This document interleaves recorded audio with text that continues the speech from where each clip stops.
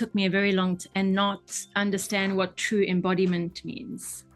Mm-hmm. But that is really what happened to me. It was when I came out of that, I had to figure out, well, what does it mean to be without that.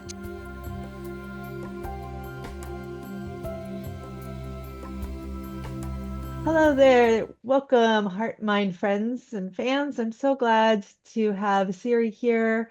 And I'm going to give an introduction here at the beginning, Siri, but I'm just going to dive into our conversation. And so if you're listening, please grab a cuppa if you can and have a sit with us.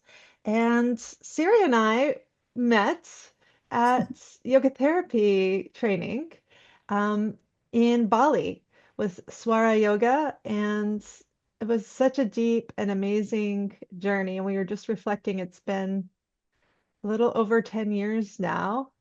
Um, Yeah, and so I know that you're a yoga educator. Did you do more yoga therapy training too, Siri? yeah, Yeah, I did. and a yoga I did. therapist. And I kind of want to just dive into your journey as a healer and a yoga therapist. I know we're growing in numbers, which is really good, and infiltrating the health system, which is really good. But I'd love to hear your journey of how you started to come to yoga.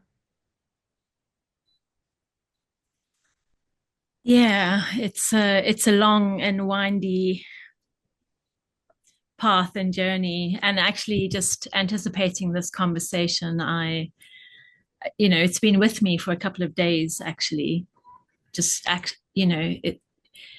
Interestingly, I was in, you know, I was kind of in meditation or contemplation about a week ago, and I was trying to track the timeline of when it started, what age I was, and what was going on for me. And it was really interesting because there were gaps where I couldn't like pinpoint a year or an age.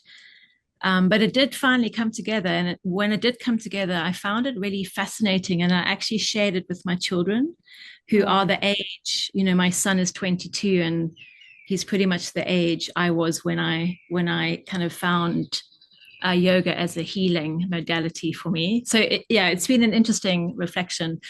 Um, and I think the most important piece on my journey is that I came I had a near fatal car accident when I was 18, and it was very well, near fatal means I nearly died, and it came with an enormous amount of trauma.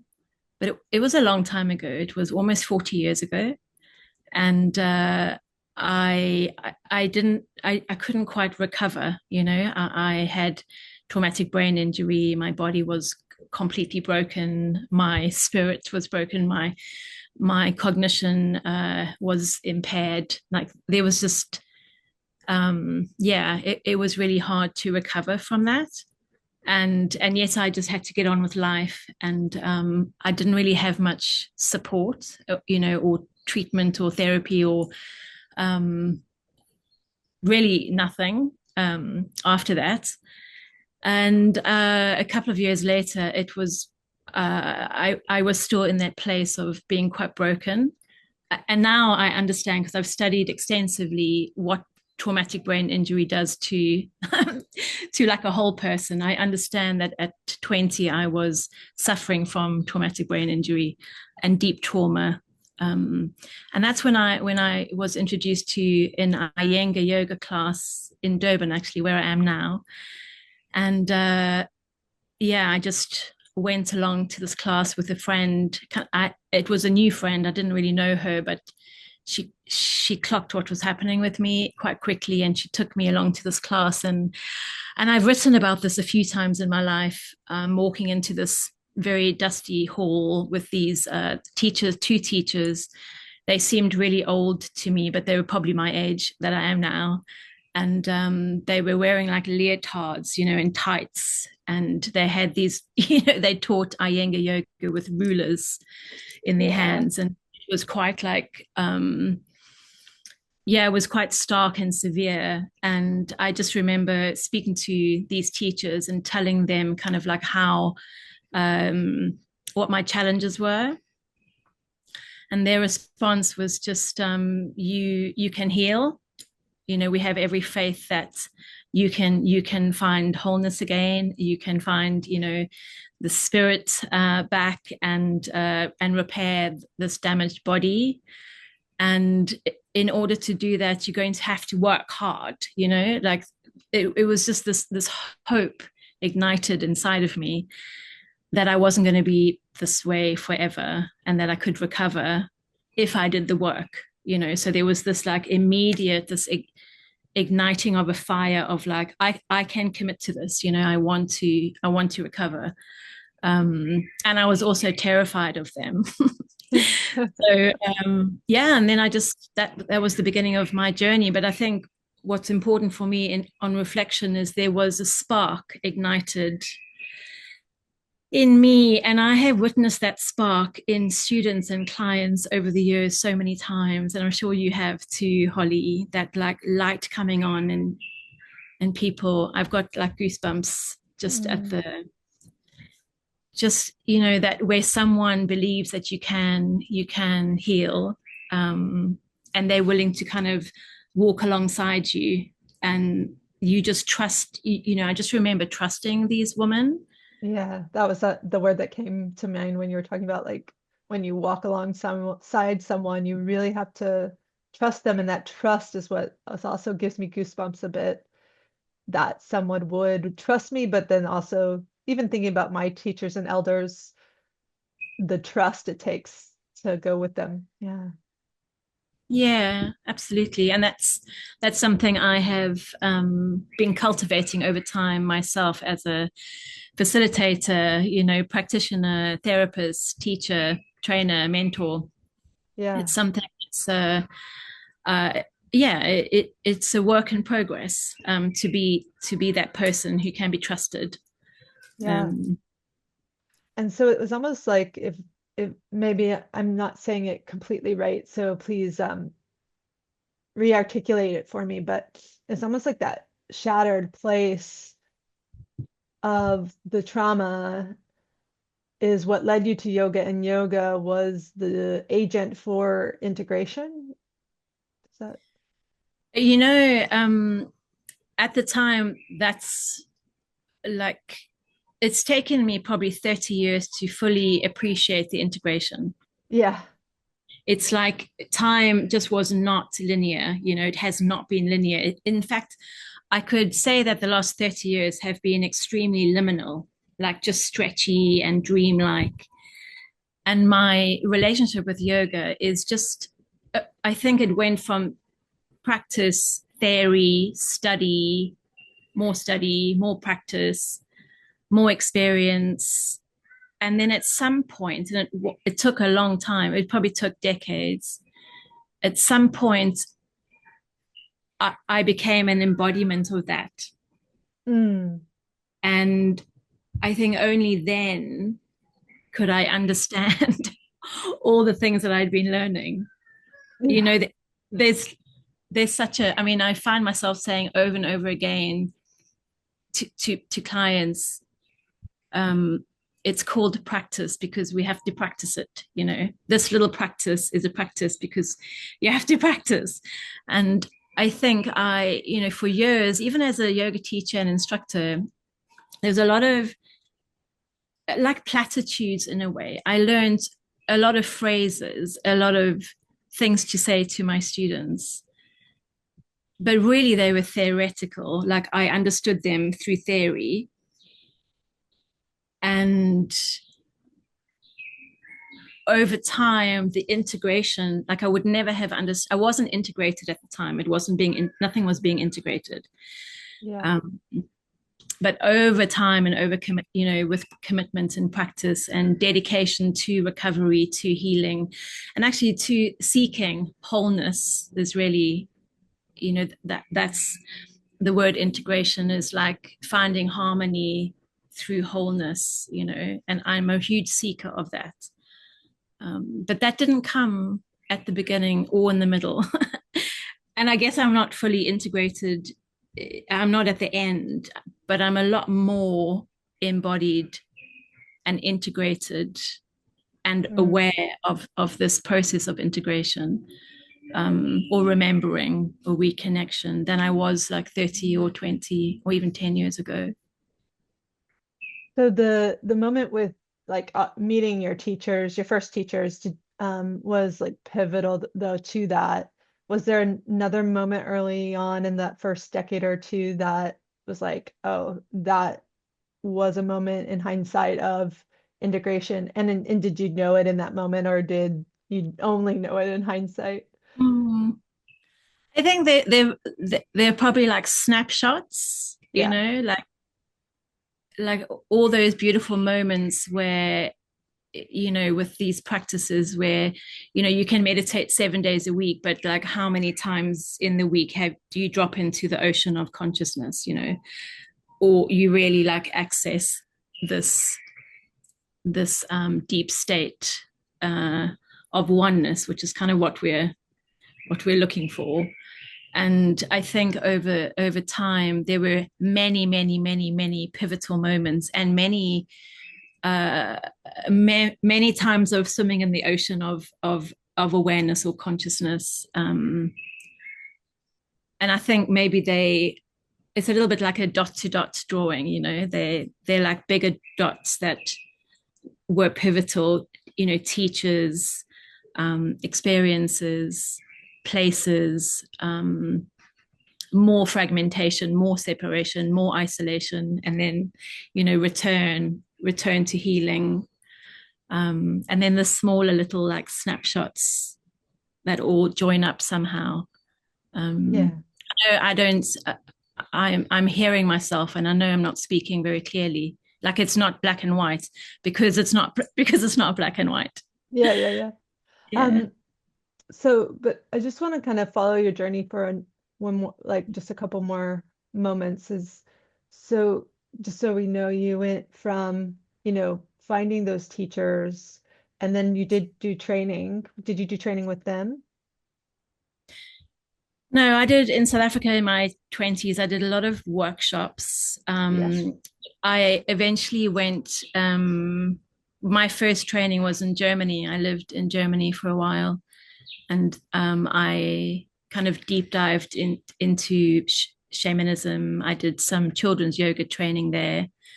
I became a teacher, so I was kind of working in kindergartens in Germany and learning more yoga. And I had fantastic teachers in Germany.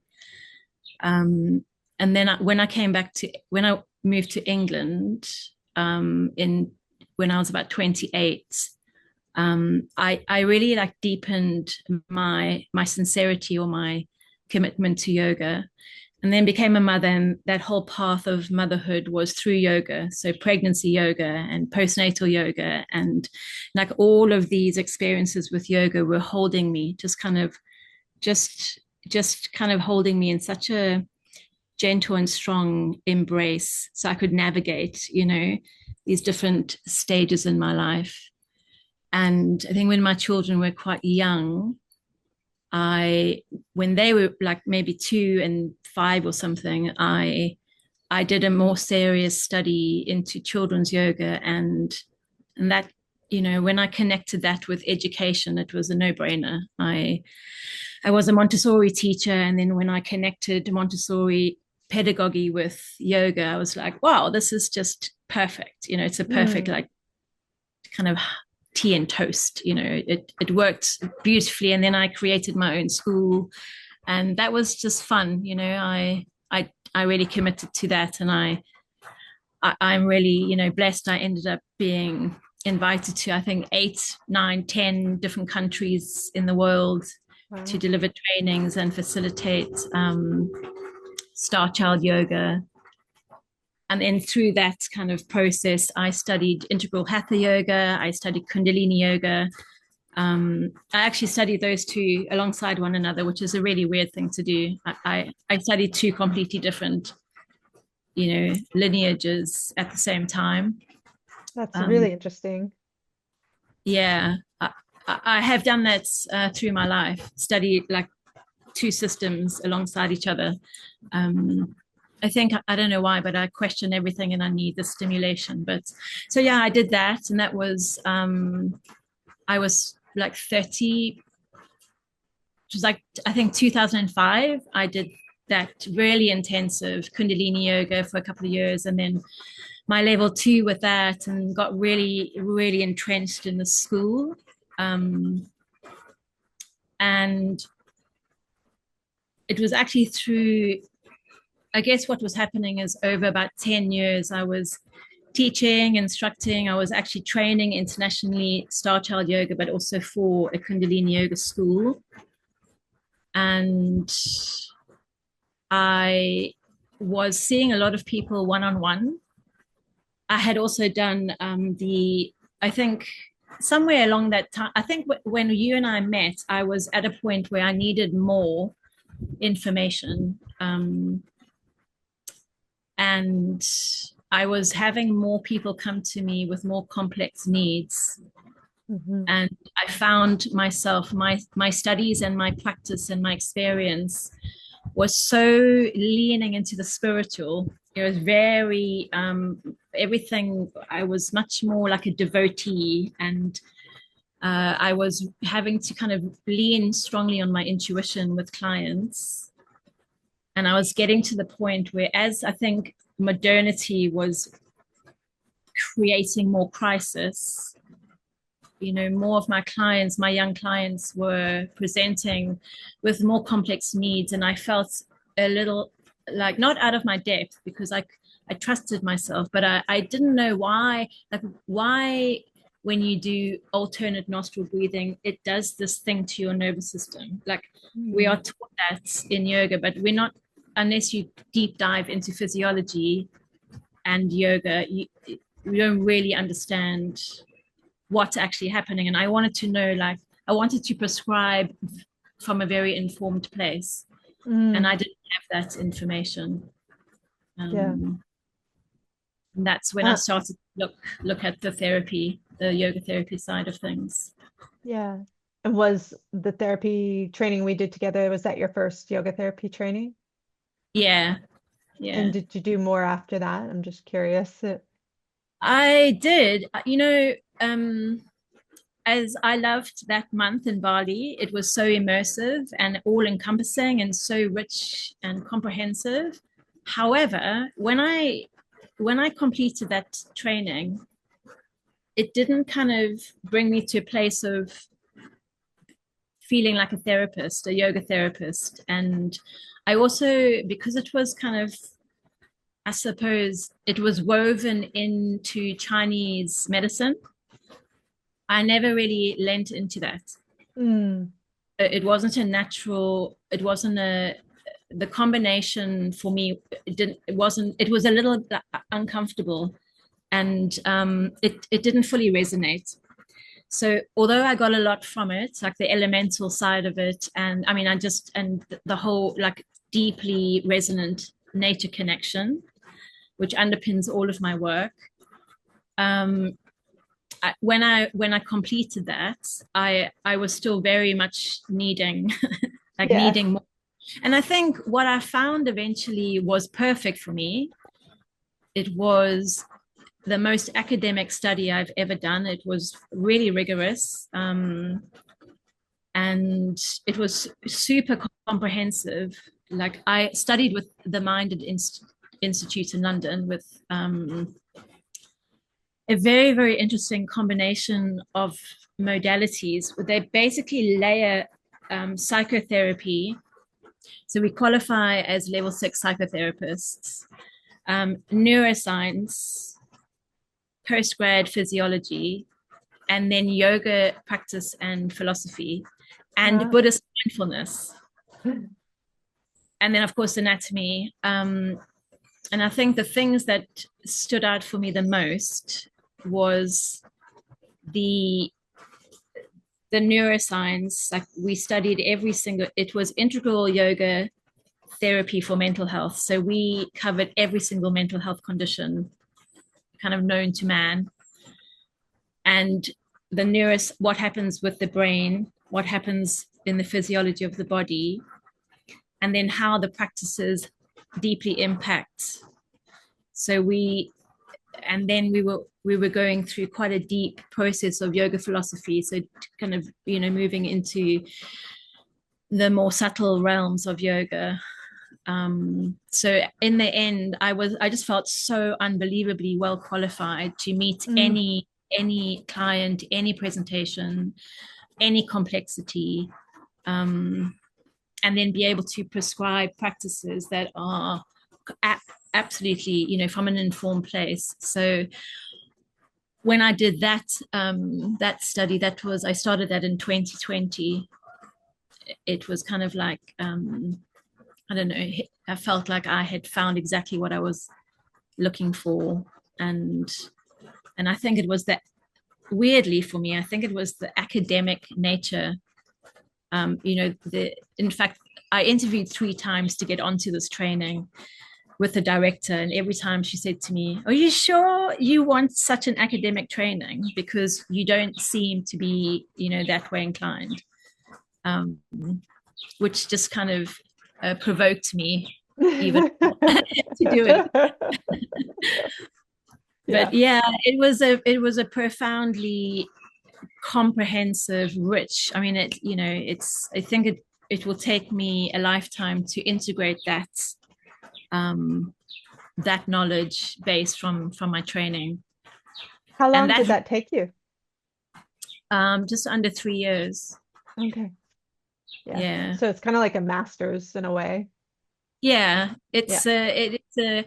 It's equivalent to a master's. It's just it doesn't have the credibility in England yet. Yeah. But yeah, it's equivalent to a master's. Yeah, and and then I did more. My own journey also took me to, if you want to go a little deeper into kind of my Always. qualification. Always.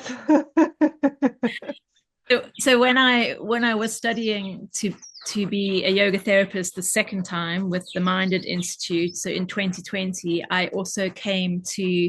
I started to kind of lean more into my shamanic ceremonial self, which had gone to sleep for a long Mm. time as I was raising my children.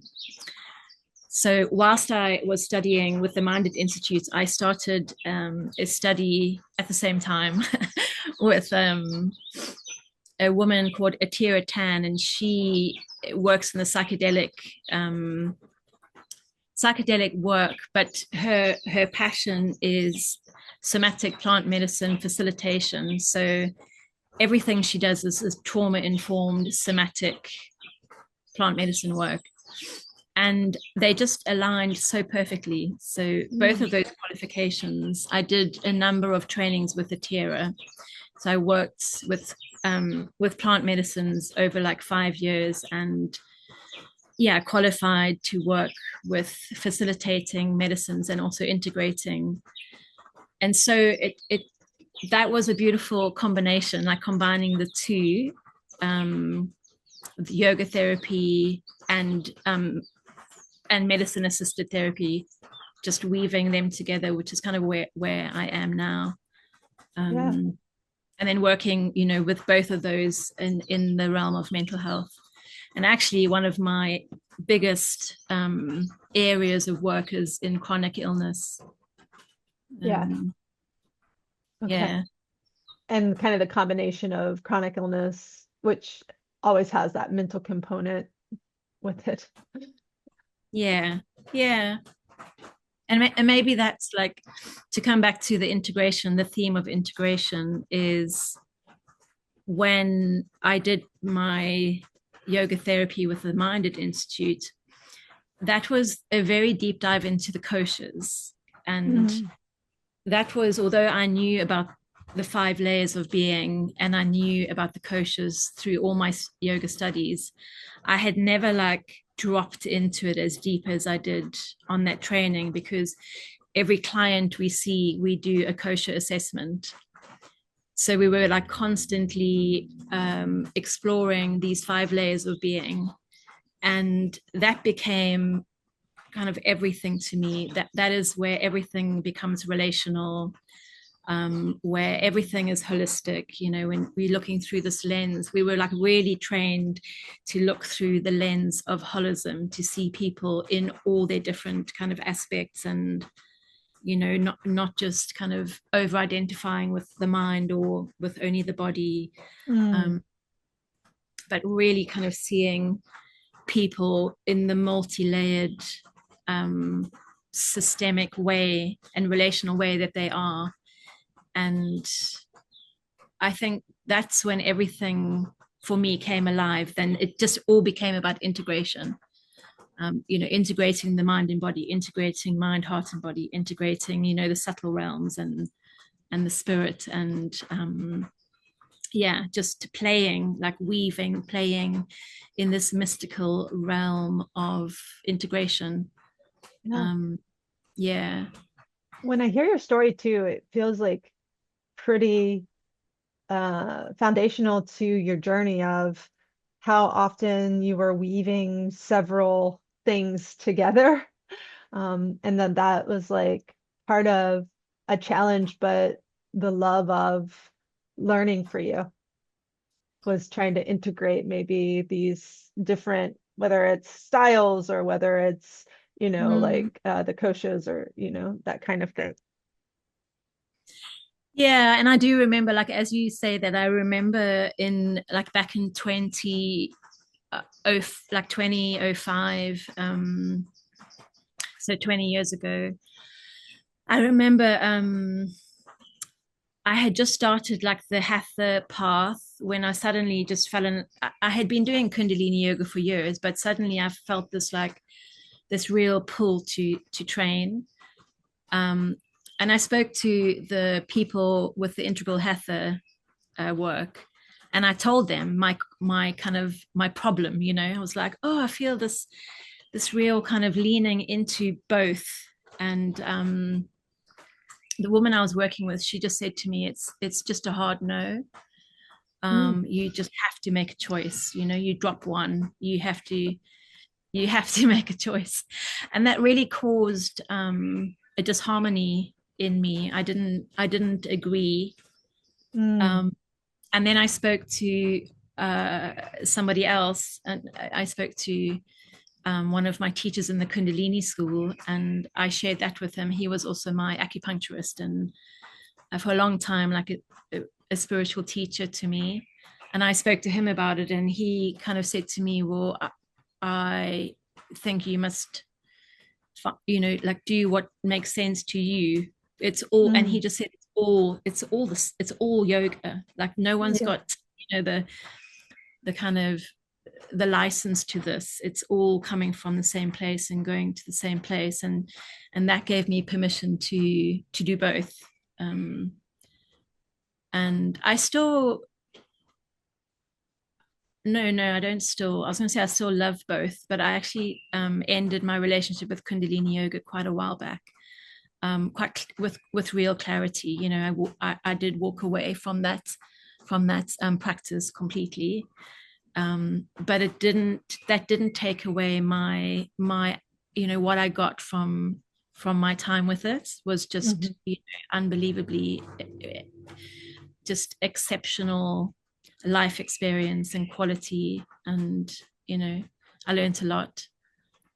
Well, that kind of leans into some questions I have, like, but to speak to one thing, I grapple with this and talk about this with students as well, of there's benefits of following like a path and a method because it gives you structure and it gives you, something, but then also the contradiction of like the pathless way that what's his name? He talks about it, but just, eventually you're going to need to um, kind of step off that path to integrate, basically, to find where it resonates with you, where it doesn't resonate with you authentically.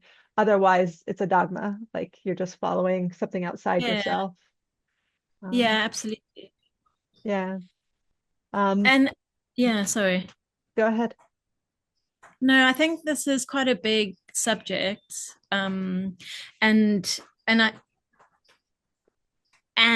I think my kind of my experience of that is like an individual have to has to follow their own path, whether it takes them, in my case, kind of down a really dogmatic path, and then back again, or somewhere else.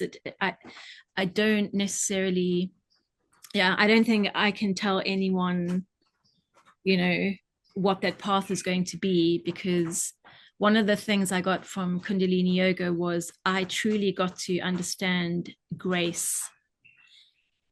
And I'm so grateful for that. Like I wasn't raised with any grace. There was no grace in our household or in my family, or I didn't understand what it was. And Kundalini Yoga was like full of that, the grace of God and, all the mantras. And I grappled with it for so long, but I really got the nectar of that. And even though when I cut my ties with that school very strongly, and with the actual the whole kind of Kundalini yoga in the West, I'm so grateful for, for that time. And also I think when I was such a devotee, I was really like the person who wanted to kiss the feet of the guru for so Mm. long, cry endless tears, that in the aching for that life. Like now I couldn't be more different to that. But I think I had to be there. Yeah, um, I do know. Yeah, I know in that order feeling. to, yeah, find my way home to myself in a way. And so for some people that might be on any spectrum of that, what was some signs, and you don't have to go into like great detail, but what are some signs where it feels like, okay, I have taken what I have from that. Now it's time to maybe retreat from a process or a method or a lineage. What were some signs for you, and integrate it for myself and move forward in a different direction? Well, with regards to that particular path, the Kundalini yoga path, it just became a hard no to align with something that felt pretty wrong for me. Hmm. So on principle, things that were happening were not, I wasn't okay with them. So I That makes sense. yeah, that I came to a place of I no longer want to be associated with this. And that was tricky because it left me absolutely alone. Mm. Um, but from that place, I found something that I don't think I had in all the years of my studying and exploring yoga, which was like truly finding my own center and my own ground. And I think it's kind of weird to think that you can study yoga and be in yoga schools, and then it took me a very long and not understand what true embodiment means. Hmm. But that is really what happened to me. It was when I came out of that, I had to figure out, well, what does it mean to be without that. And that took me down a much more embodied, integrative, um, and integral. It's a good word, integrated, because integrity is in there.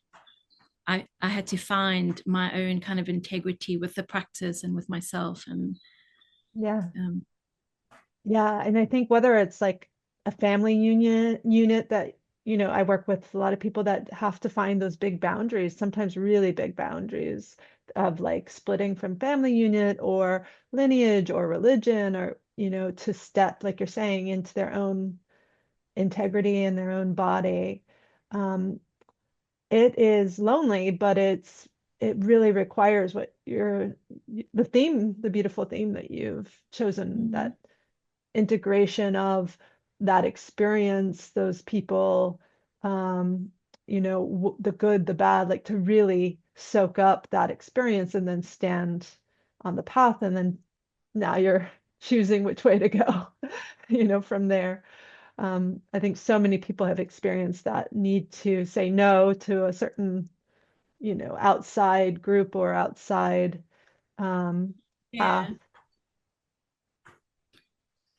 And I know what you're talking about too, because I recently have felt this too of, whatever problems I'm grappling with, um, this response of, okay, I need to go to this teacher, or I need to go to this guru, or I need to go to this spiritual person, the people that I've had. And just this month, I've been like, I'm giving my power to them.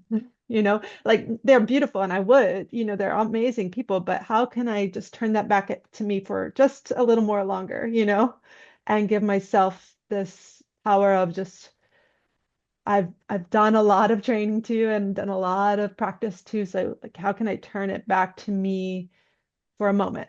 Not that, it's really good to seek those things too, but I think that's that process you're talking about of, okay, no, I need to embody this first for a moment. Yeah, and I think that's to be someone who can facilitate that for someone else, that's so I Mm, think it's extraordinary, to be able, like, one of my core kind of tenets is that I know it I categorically know that the people I'm working with, so everyone, every individual has the capacity, or had not the capacity, has the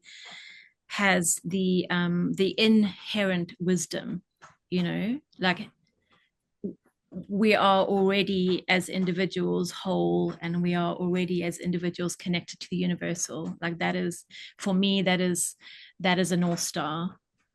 And and so for me to share that, as a therapist, I'm not your answer. mm, um I'm not the one doing the work. However, I can hold the space and guide and facilitate the process, or exactly what you just said, whereby you turn around and you look at yourself, and that can be terrifying. mm, And so, slowly and gently, let's just get to know this body. Let's just get to know these thoughts. Let's track when that behavior actually started and what it needs now, and can we just keep coming back, to this moment and this breath, and slow everything down, mhm, um so that,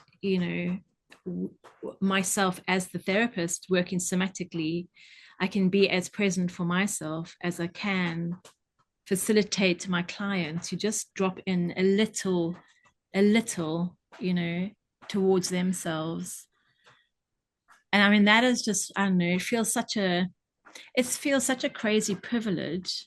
And I think the reason I can do it effectively is because of the 30 years, yeah, of the winding path. And yeah.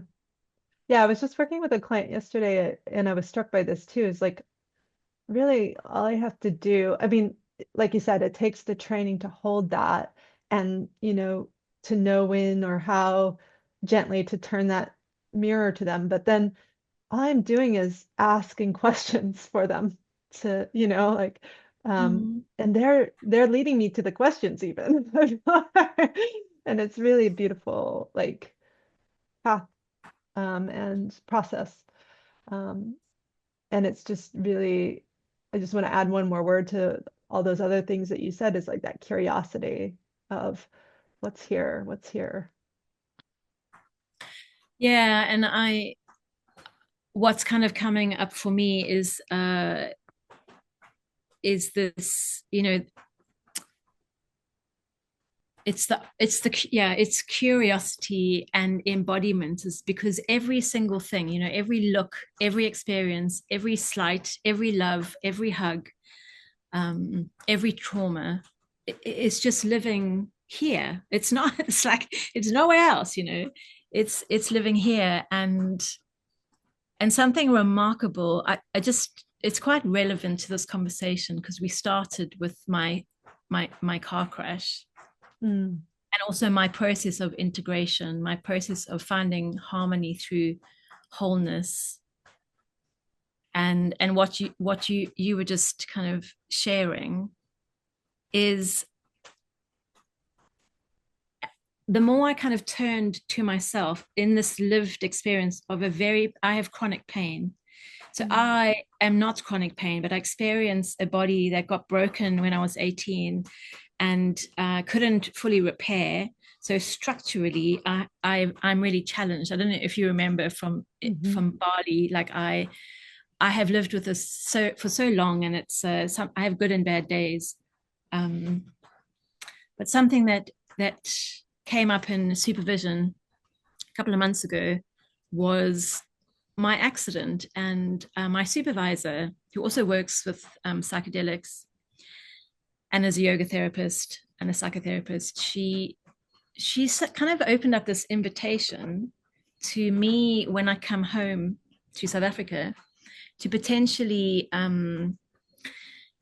gathering up that fragmentation, the part of me that got like scattered on the pavement, Mm. and going to kind of find her, and whether I go to the site of the accident or whether I just land in South Africa and know that I'm closer, to her. And I have lived with this story for nearly 40 years. Yeah.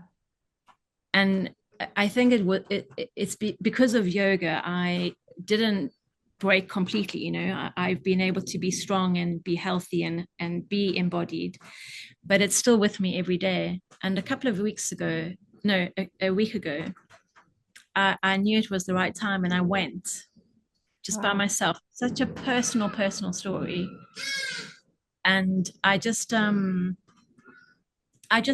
went there and to the site of the accident where I used to live, and I just kind of sat there and I revisited that whole experience and took a blessing, took some tobacco, um, just sat there in the rain actually, and I could map it all, and I found this like what felt like a lost or frozen part of me that got left, behind. And Wow. Wow. Wow. yeah, so this is like nearly 40 years, 38 years, and as I'm speaking to you now, I'm like my body is always talking through this sensation, telling me the story. Yeah. But as I sat there in the rain and I kind of just, I don't know, patched it all back together and scooped this young me, part of me that was scattered there, just brought her home, made an offering. I was mucky, full of mud, earth, rain, tears. And that was about a week ago, and I came home. um I feel like I've done a full circle, like I have integrated over all these years, something, such a profound story. And I don't I don't know how the time worked, but it just feels perfect. It feels like this body with all of its layers and complexity and stories and narratives and ups and downs and pain and freedom. Another little piece of the puzzle has come home. Mm. And I just feel quite whole, I feel quite free from that story. Amazing. That's so amazing. Thank you so much for sharing that because I know it is really intimate and I can Yeah. feel what you're talking about. I had a kind of a, although I'm open because I'm open to having more, but I had a experience like that a couple of years ago too, of that full circle feeling. And um, I just, yeah, I can feel it when you're talking about it, the amazing blessing. And you can't force those either. It's like you didn't know you needed that necessarily. You had that little seed from your teacher or friend or colleague. And those things just kind of, if you allow them, there's that sense of surrender of allowing the path to unfold, kind of find you. Man, that's really amazing. Really amazing. And then I wanted to go back to integration the way that you, if you don't mind repeating it, thinking about that full circle, but how you defined it, because I think it's a beautiful definition. I haven't quite heard Yeah. those words all put together. Yeah. So my understanding of integration is my lived experience of it, and because I work primarily with trauma, um, is at some points, we fragment, we like get torn apart or scattered or separated. And the journey is to return to wholeness. And my understanding of integration is welcoming kind of all of the layers, all of the parts, um, and acknowledging that we are made up of a lot of different things, and we want to like scoop them all in and bring them home. And it's the bringing us home or returning to wholeness or finding ourselves in our complexity, in our systems, in our different relationships, that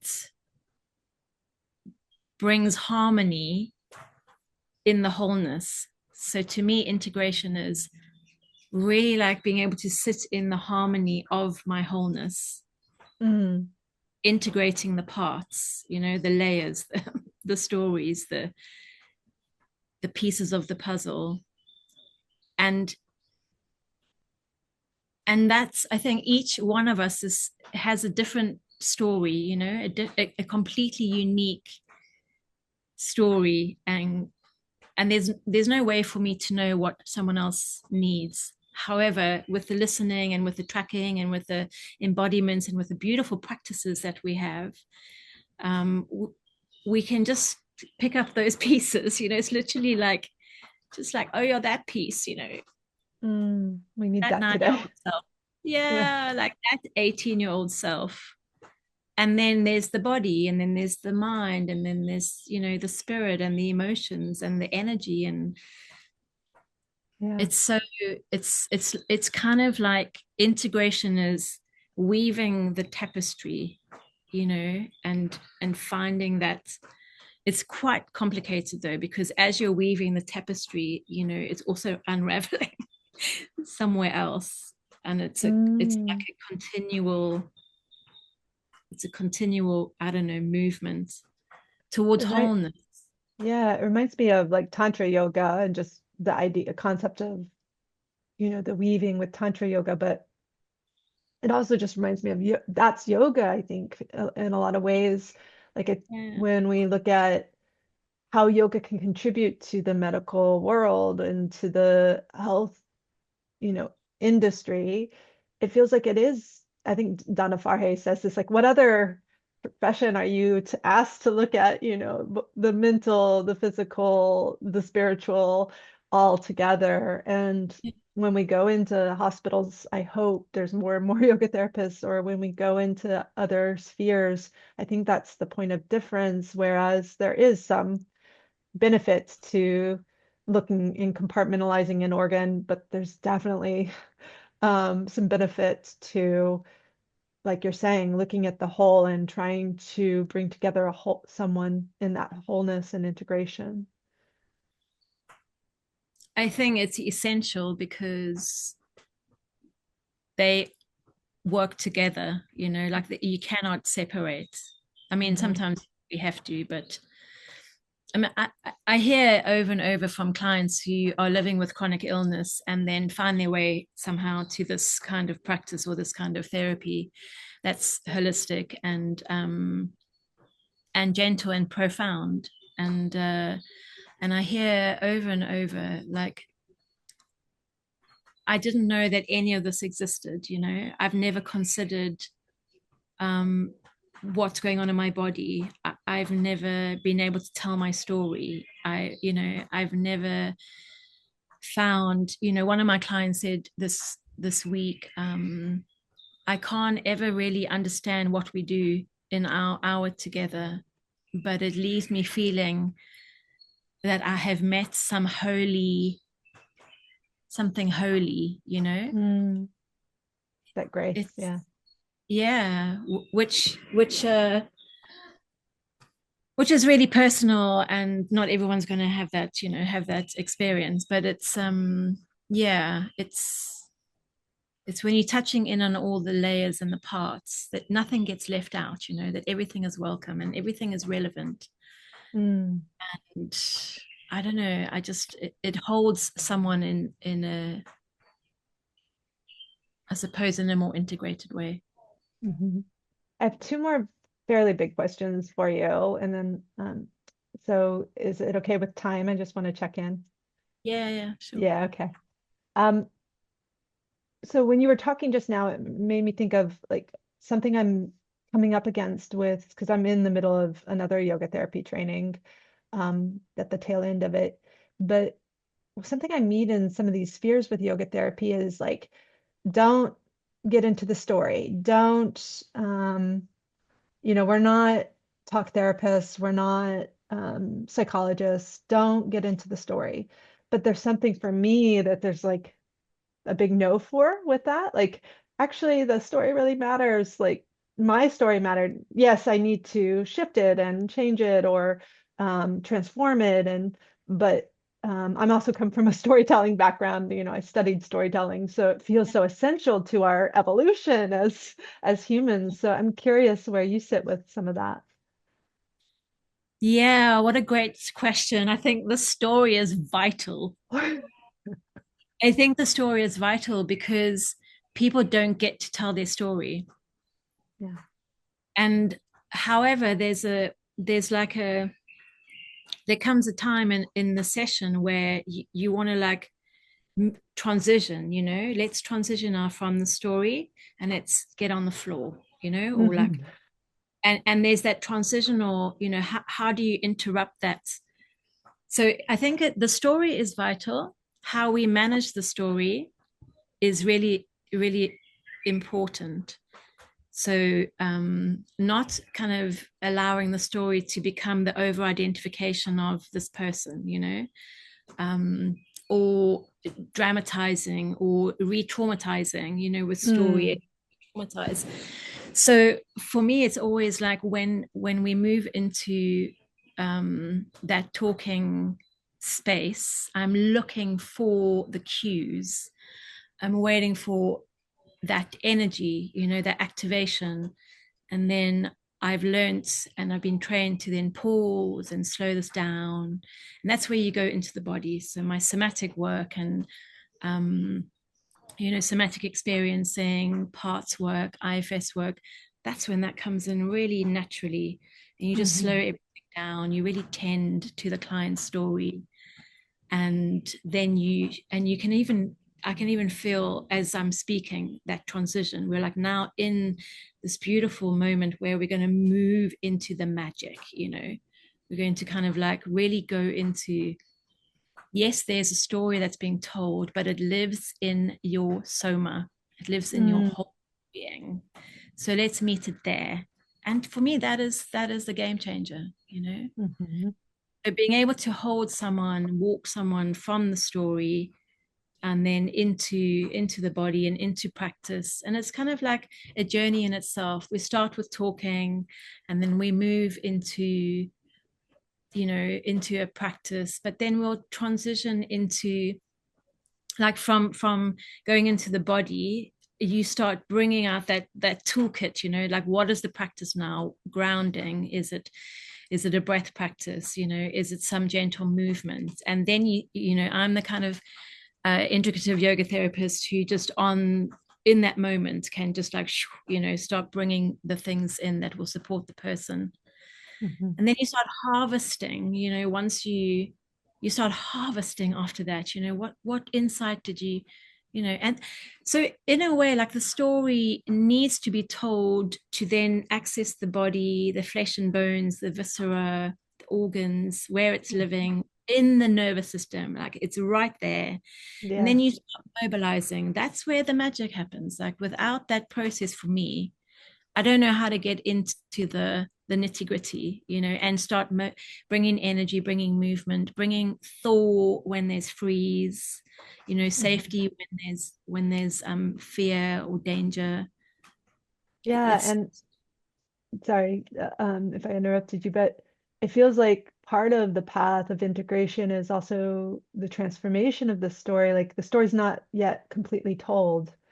And so continuing to transform or add, or, that's that integration part, I think, to the story seems so important to the work. Mhm. So and that happens, like you said, it's almost like you're talking about, it kind of can start with the story, you go down deep into the body, the physiology, and then there's also these within there, like this retelling coming out the other side. Now the story's different a little bit.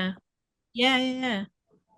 And there's insight, that's what happens in my sessions, that kind of movement is happening. Then you're harvesting, and then the person is that little bit closer to in that movement towards themselves, like, and it can, it's slow. I'm a big believer in, for it to be sustainable, for the healing to be sustainable, actually really needs to be slow, because the frequency of the body is so slow. I love that. Yeah. Yeah, I see that. But my last question is because I know you have Star Child, which is this training program to help not just schools, but just people be trained in working with teenagers primarily, right? Um, Yeah. is that true? Am I getting it right? Yeah, I have actually moved away from that. Right, right.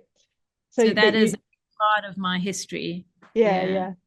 I'm just curious, knowing that because when I met you, you're still with Star Child.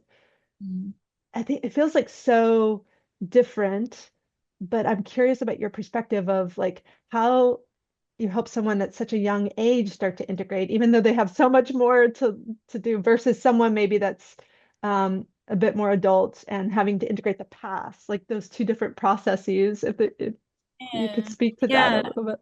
Yeah. Beautiful. I think it's I guess it's a process of understanding the essence of who I am, whether I'm 5 or 15 or 50, that there's more to me than a mind or Mm, just a body.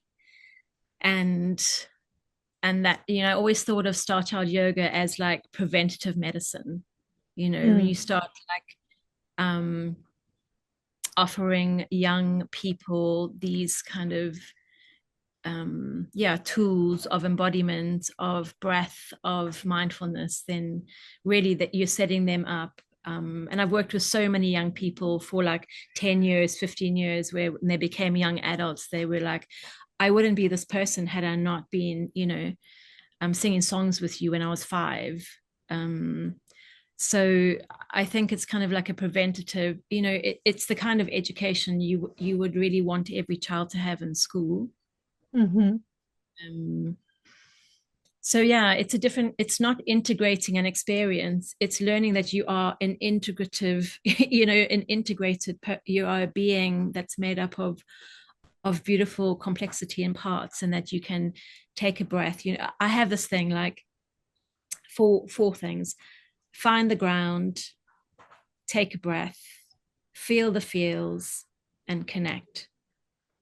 And that really encapsulates like everything: mm, physical body, mental body, emotional body, spiritual body. Like everything is encapsulated in that. And when you're just doing like a simple children's yoga class, you are teaching that. You're cultivating the capacity for young people to find the ground, take a breath, feel their emotions, and connect. I hmm mean, it's pretty. Yeah, I was really passionate about it, and why I moved away from it is because I've moved a lot more into adolescent mental health, which is just like in England and in South Africa. It's like we are, in fact, England and South Africa, we have the highest crisis rates in the mm, world.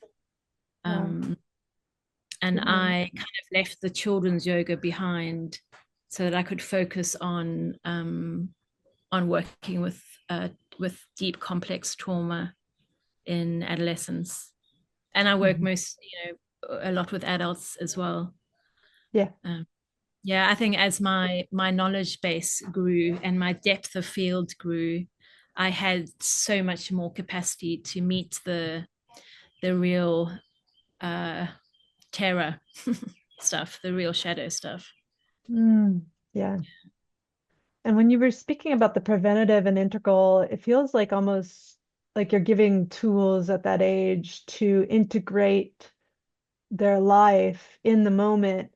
Whereas if we're not given those tools, like so many of us, like you're saying, with people that have experienced trauma and no support, like you didn't have any support, it's like that gets, obviously, we talk about this with trauma, like frozen, and then we have to go back, right? But maybe if we're given those tools and time to integrate during that time, that's kind of what you're doing with the youth. It feels like to me of being able to process that more in the moment. Maybe not everything, but more in the moment.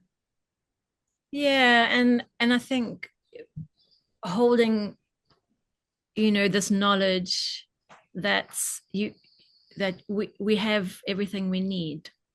Mm, I think the mental health crisis has a lot to do with the fact that there's a deep disconnection from the earth, from each other. Um, yeah, I think those early years when you can be held in a space where someone is kind of holding this energy of like, you have everything you need, you are already whole, like the ground is right there holding you, your physical body, you've got your breath, you've got all the tools, you are connected, you're part of the universal consciousness. Like there's so much fun to be had with that. And yeah, those are real elemental truths that for some reason we're not being we're not being we're not kind of being bought in on that story. yeah, yeah. Oh, thank you so much, Siri. I'm gonna go through these like quick fire questions if that sounds good. So So just whatever comes to you, first word or so, uh, maybe a word or two, a sentence. The first one is, what makes your spirit expand? uh nature. Yeah, Yeah, amazing. absolutely, What, hands down. Yeah, yeah, nature, outside. what makes your spirit contract? mm. Oh,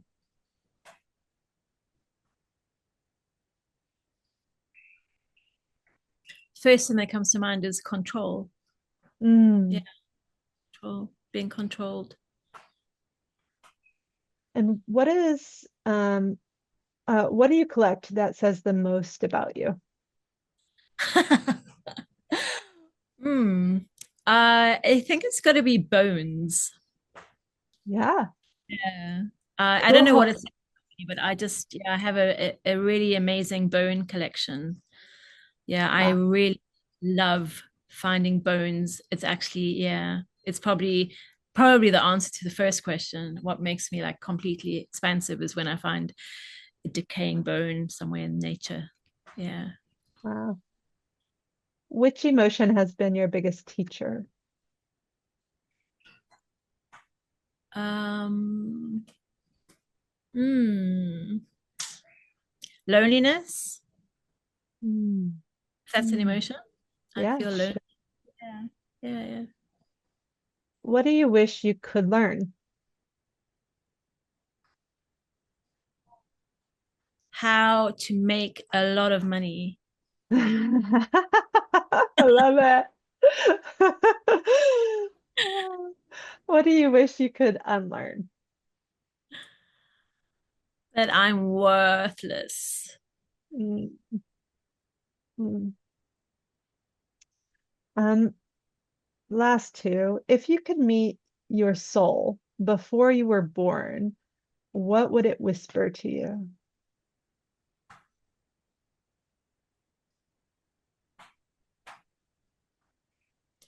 None of it is real. Mm, mm. And if you could meet your future self, 10 years from now, what would she thank you for? Cool. 10 years from now, she would thank me for taking such a long time to find love. Mhm. Thank you so much. I can't express to you what a joy it's been to share this conversation with you and how much it's fed me, and I imagine it's going to feed so many other people that um, are wanting conversations like this and needing conversations like this. And it feels so awesome to reconnect after all this time. Yeah, it doesn't feel like much time has passed actually. It's Uh, been really lovely to chat with you. yeah. Well, thank you, Siri. And I hope you travel well. And thank you, everyone listening. Yeah, thank you, Holly.